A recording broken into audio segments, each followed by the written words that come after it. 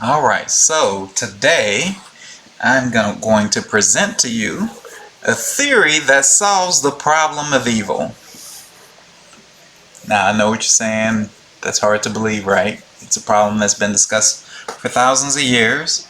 That's fine. But let's go ahead and go through some scriptures. I'm going to present my theory. Now, I'm not saying it's necessarily the correct interpretation. I don't know that. But it's a theory that seems to me to have biblical basis.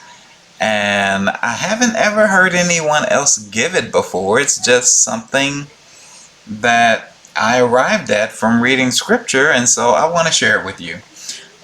How did evil come into the world? If God is a good God who knows all things, how could he knowingly create the world and evil come into the world if he is the one uncaused thing? If we are monotheistic, we believe in a single God, and that single God is the only thing that existed eternally, and all effects are a result of an initial cause, who is God, right?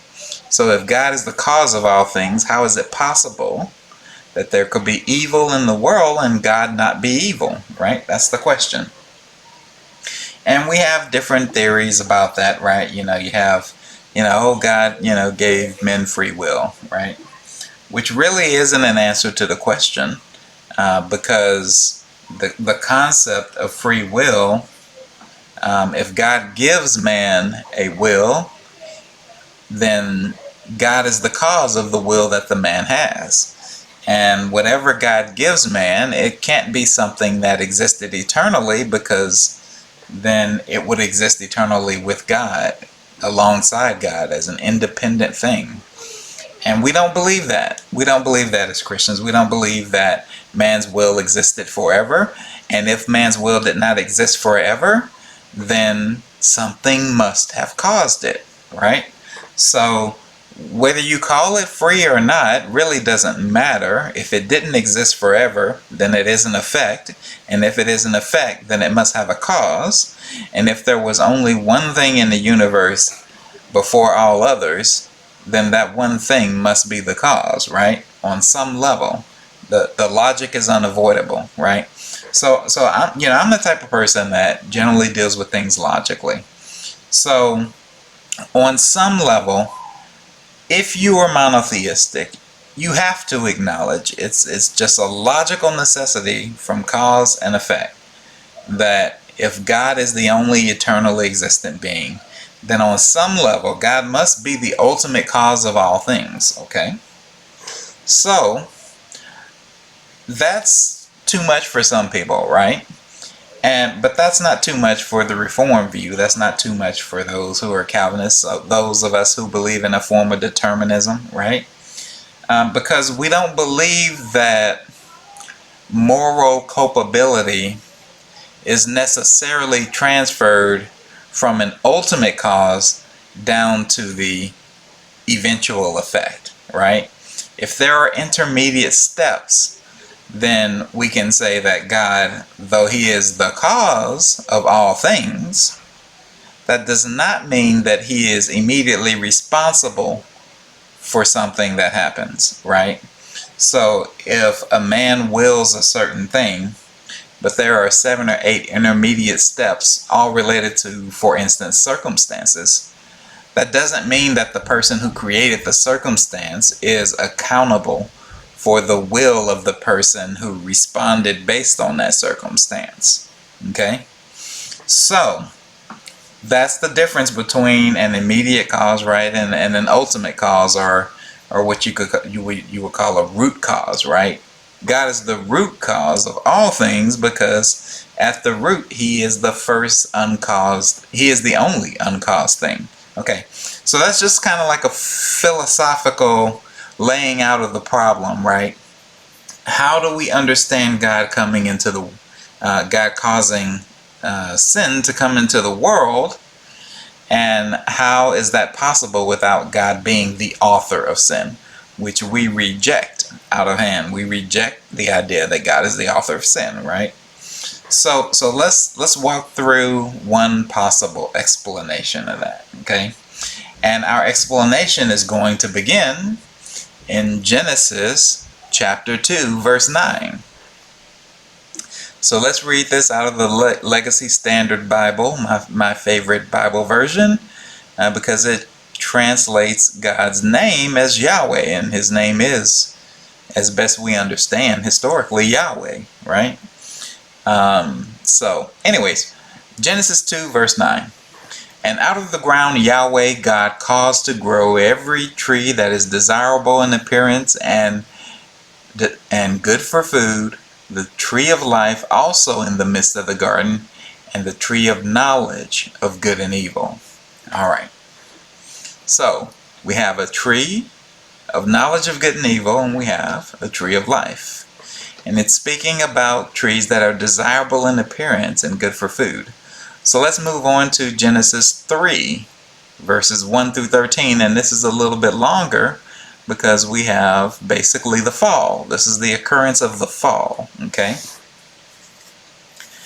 Now the serpent was more crafty than any beast of the field which Yahweh God had made. And he said to the woman, Indeed, has God said, You shall not eat from any tree of the garden? And the woman said to the serpent, From the fruit of the trees of the garden we may eat, but from the fruit of the tree which is in the midst of the garden, God said, You shall not eat from it, and you shall not touch it, lest you die. And the serpent said to the woman, You surely will not die. For God knows that in the day you eat from it, your eyes will be open, and you will be like God, knowing good and evil. Then the woman saw that the tree was good for food, and that it was a delight to the eyes, and that the tree was desirable to make one wise. So she took from its fruit and ate. And she gave also to her husband with her, and he ate. And the eyes of both of them were open, and they knew that they were naked. And they sewed fig leaves together and made themselves loin coverings. Then they heard the sound of Yahweh God walking in the garden in the cool of the day. And the man and his wife hid themselves from the presence of Yahweh God in the midst of the trees of the garden. Yahweh God called to the man and said to him, Where are you? And he said, I heard the sound of you in the garden, and I was afraid because I was naked, so I hid. And he said, Who told you that you were naked? Have you eaten from the tree of which I commanded you not to eat? And the man said, The woman who you gave to me to be with me, she gave to me from the tree, and I ate. Then Yahweh said to the woman, What is this you have done? And the woman said, The serpent deceived me, and I ate. All right, so there we go. So there is a lot to unpack in these 13 verses. I'm not going to tell you anything you didn't just hear, okay? What I'm going to tell you is that this theory is based on the fact that what we read in Genesis chapter 3, what we just read in verses 1 through 13, the theory is that it is an accurate statement of what happened at the fall. Okay? I know it's hard to believe that because a lot of people probably don't believe that, but if you take this text and literally for everything that it says, it gives you an explanation for the fall that does not have God being the author of evil, okay? The author of sin. So let's walk through it a little bit at a time, right? So we talked about the tree of the knowledge of good and evil. So the question is, what impact does the tree of knowledge of good and evil have on man? Okay? Well, what does the passage tell us, right? What does the passage tell us?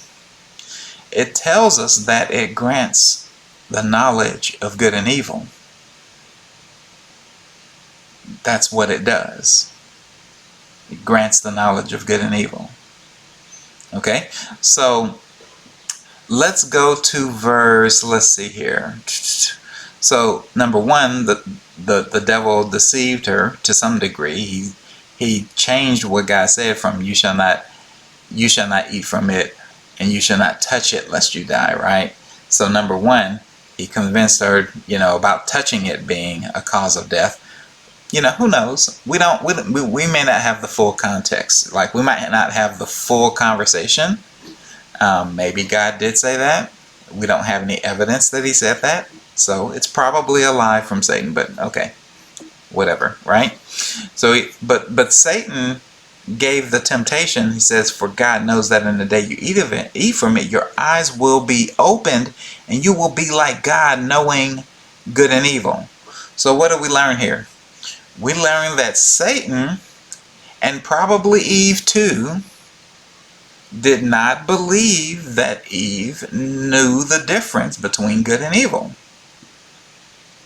Right? I mean, it's pretty obvious. That's the whole, that's the whole theme that's going on here, right? Is that Adam and Eve do not know the difference between good and evil. Okay? So then what happened? So then the woman saw that the tree was good for food. Okay?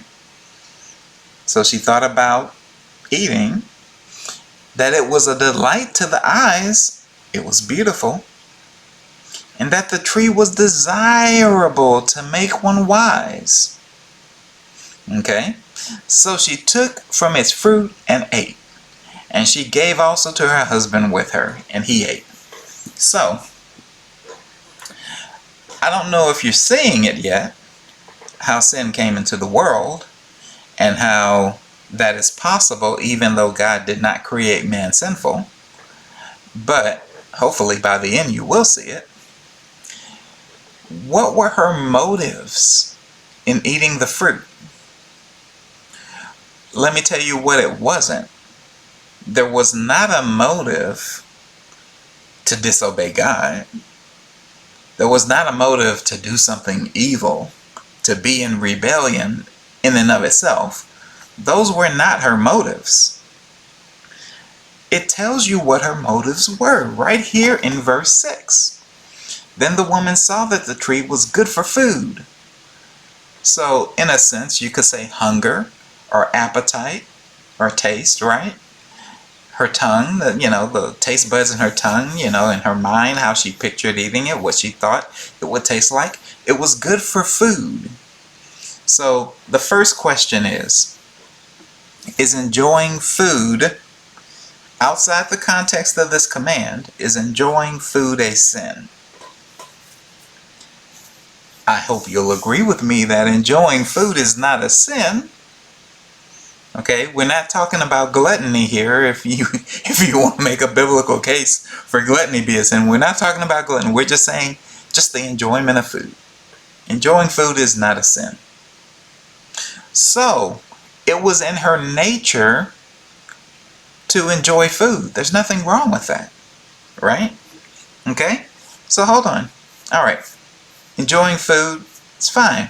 What was the second thing that tempted her? That the second desire that arose in her, and that it was a delight to the eyes, beauty. Okay. Is it a sin to appreciate something that is beautiful, or to have a natural inclination to appreciate beauty? Is that a sin? No. No, that's not a sin at all. Obviously, that's not a sin, right? There's nothing wrong with appreciating beauty. Okay. Well, then, what's the third one? The third thing that tempted her, and that the tree was desirable to make one wise. Okay. Now, you might think that that was a sin, right? But is it really a sin to desire to be wise? To desire to know good and evil? In and of itself, apart from the command of God, okay? Just in and of itself, is it a sin to desire to be wise? I don't think so. I mean, God tells us to be wise in His Word. He encourages us to pursue wisdom. So the desire to be wise is not a sinful desire. So here, now you're beginning to understand, hopefully, how Adam and Eve were not created with a sinful nature. They were created with a nature that desired and appreciated things that it is reasonable to desire and appreciate. To desire and appreciate beauty and good tasting food and wisdom. All things that are reasonable to desire and appreciate. So what happened? She was told not to do something. Satan lied to her, right? And what happened is the desire for these things, which in and of themselves were not bad desires, but together the three of those desires overwhelmed her desire to obey God. And so you can read, for instance, Jonathan Edwards' The Freedom of the Will. R.C. Sproul has a really summarized version of that in chapter 3 of Chosen by God. But the point being, he speaks about how the will works. And when a will acts freely, okay, what it does is when a person is willing and willing freely, what they are doing is choosing the thing that is most desirable to them in the moment, given the things that they have considered. Okay, so given all the things that they've weighed out in their mind, when they choose or when they decide, right, they're deciding based on what's most compelling to them, given the things, including the options they have, right, the things that they've considered. Okay, so what happened with Adam and Eve here was that three non-sinful desires were so strong in them that it caused them to disobey God, and disobeying God was a sin because God told them not to do something. So they lacked what you could say, the strength to resist the temptation of the taste, the beauty, and the desire for wisdom. They failed to have the internal strength to resist that temptation. But it was not a temptation of just natural sin. It's not sin to appreciate beauty. Okay? It's just the desires they had were in and of themselves not sinful desires, but in the context of the situation where God had commanded them not to do something, they allowed those non-sinful desires to cause them in their moment of acting upon their will and their own desires to choose against God. And that is how sin entered the world from a non-sinful human being who was compelled by non-sinful desires to do a sinful act. Okay? So that's the first sin. Okay, that's how sin entered the world. Okay?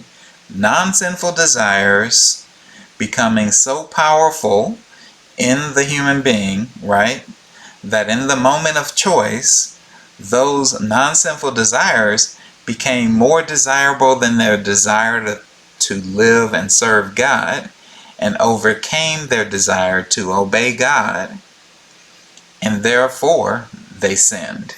Sin entered into them, right? So, well, that explains the first sin, but that doesn't explain the sinful nature. But we're getting to that. We're getting to that. We're not there yet. All right. So let's read a little bit further, right? What happened next? She gave it to her husband and he ate. Okay? Both of them ate. And it says, and the eyes of both of them were opened, and they knew that they were naked. Wow. So they didn't know that they were naked before this. And so this is just further evidence that they really, really were basically naive. Like they really did not know the difference between good and evil. Like naive on a level that no human being has been since then. Okay? And it says, and they sewed fig leaves together and made themselves loin coverings. They didn't even know that there was any shame associated with being naked, right? Like they didn't know anything. Then they heard the sound of Yahweh God walking in the garden in the cool of the day, and the man and his wife hid themselves from the presence of Yahweh God in the midst of the trees of the garden. Yahweh called to the man and said to him, where are you? And he said, I heard the sound of you in the garden, and I was afraid because I was naked, so I hid. And he said, who told you that you were naked? Have you eaten from the tree of which I commanded you not to eat? And the man said, the woman whom you gave to me to be with me, she gave to me from the tree and I ate. Okay? So God knew, number one, the man knew that he was naked. He knew that it was shameful, right? And then God asked him, how did you know? And God communicates that he asked him, have you eaten from the tree? I mean, this isn't rocket science. It's just a matter of if you believe that this is literal or not, right? Some people don't want to take it literally. I take it literally. God had a tree in the garden that imparts the knowledge of good and evil. And when they ate of it, they gained the knowledge of good and evil. And when they gained the knowledge of good and evil, obviously God knows all things. And so he's really just asking this question for their benefit, just to have a conversation with them about it. But God, in that conversation, was communicating to them that eating that fruit caused them to know good and evil. And it evidenced their disobedience, right? Okay, so why is this important? What does knowing good and evil have to do with the sinful nature? Well, let's go a little bit. Hold on, we got one more verse here we're going to read before we leave, though. Then Yahweh God said, behold, the man has become like one of us to know good and evil. And now, lest he send forth his hand and take also from the tree of life and eat and live forever, therefore Yahweh God sent him out from the garden. Okay, so verse 22. He has become like one of us, knowing good and evil. The only thing you need to decide in Genesis 3, do you believe it? Do you believe Adam and Eve were real people who lived a real life, who had a real encounter with the fall as outlined in the Bible? If you believe that, then you need to accept that the tree of knowledge of good and evil really did impart the knowledge of good and evil. Okay? And that is one way in which we became a little bit more like God, knowing good and evil. Okay? So, alright, now we can move on. So, the place we're going to find an explanation of how that resulted in a sinful nature is in Romans. Romans is going to tell us. So let's go to Romans chapter 2, verses 11 through 16. It says, for there is no partiality with God. For all who have sinned without the law also perish without the law, and all who have sinned under the law will be judged by the law. For it is not the hearers of the law who are just before God, but the doers of the law will be justified.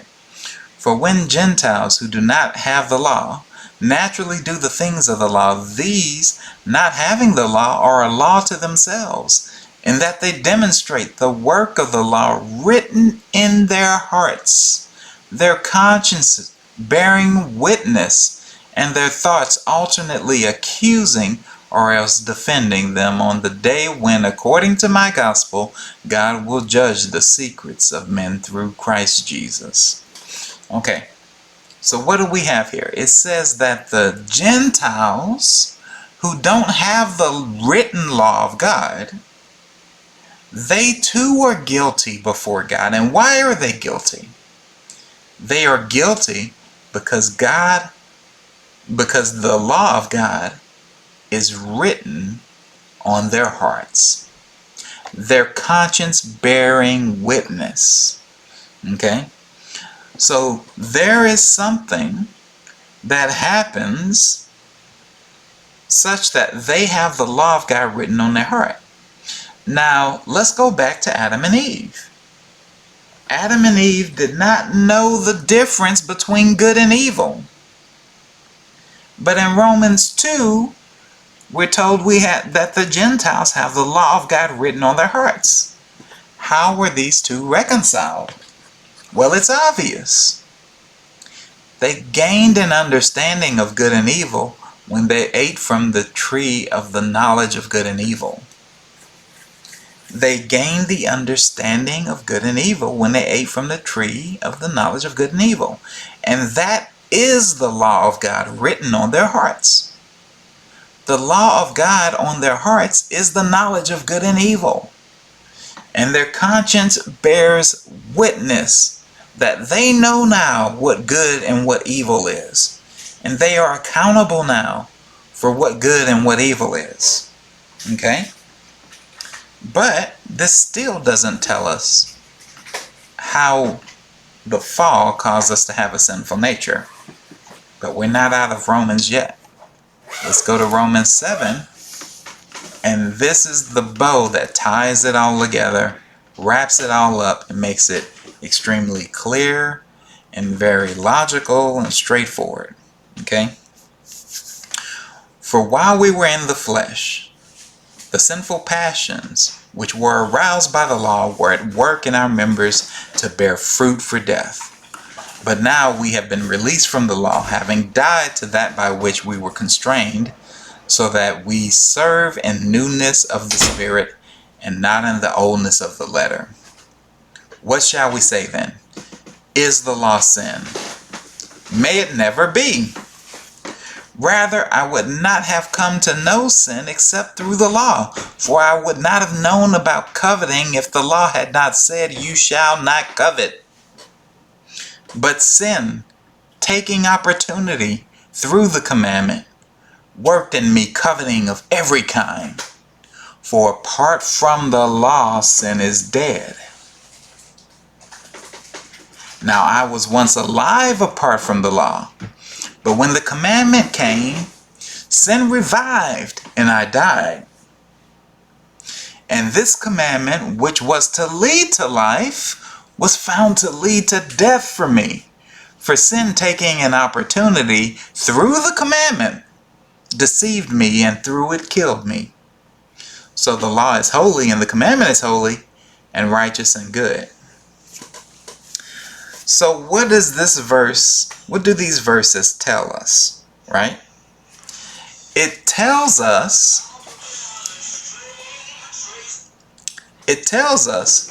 that the law is how sin came to life.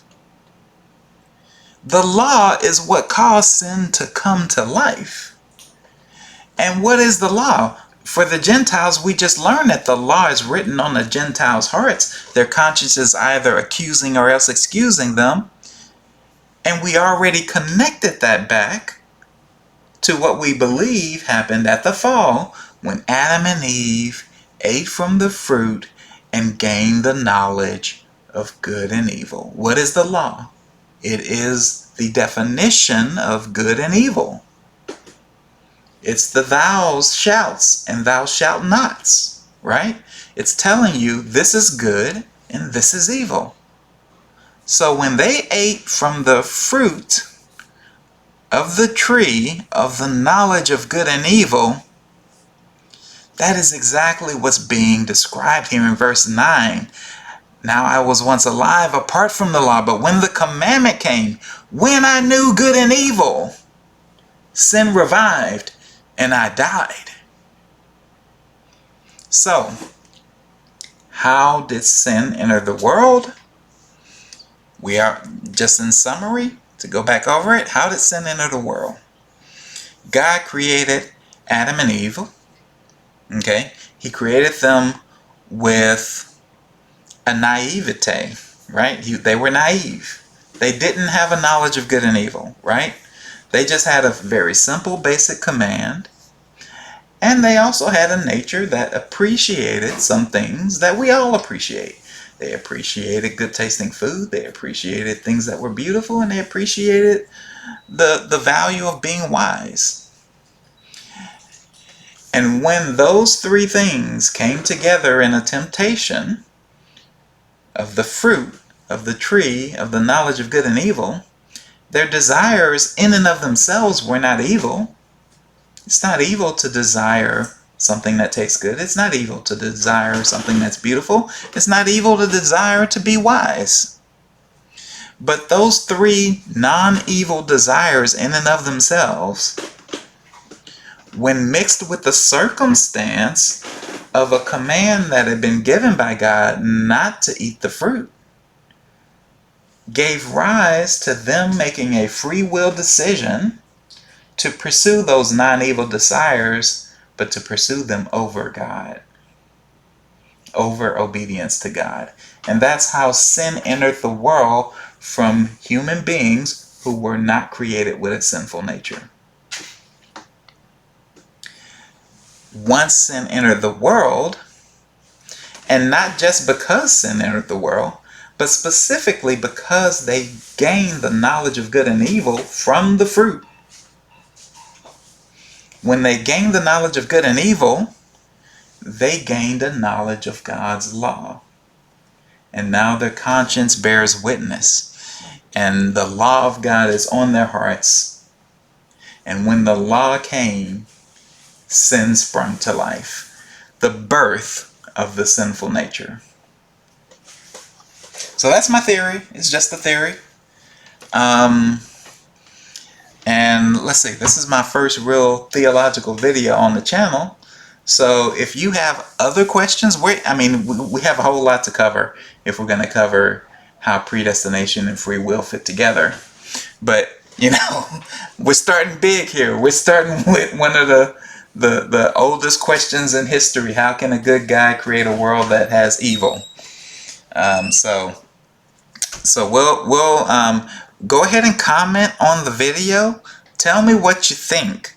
What do you think? What do you think about my theory? You think I'm being too literal with Genesis 3, You think it's more allegory? You think that we can have a fallen humanity and, a need for a savior without Genesis 3 being literal? There are different perspectives and different opinions on that, right? So give me your thoughts on it.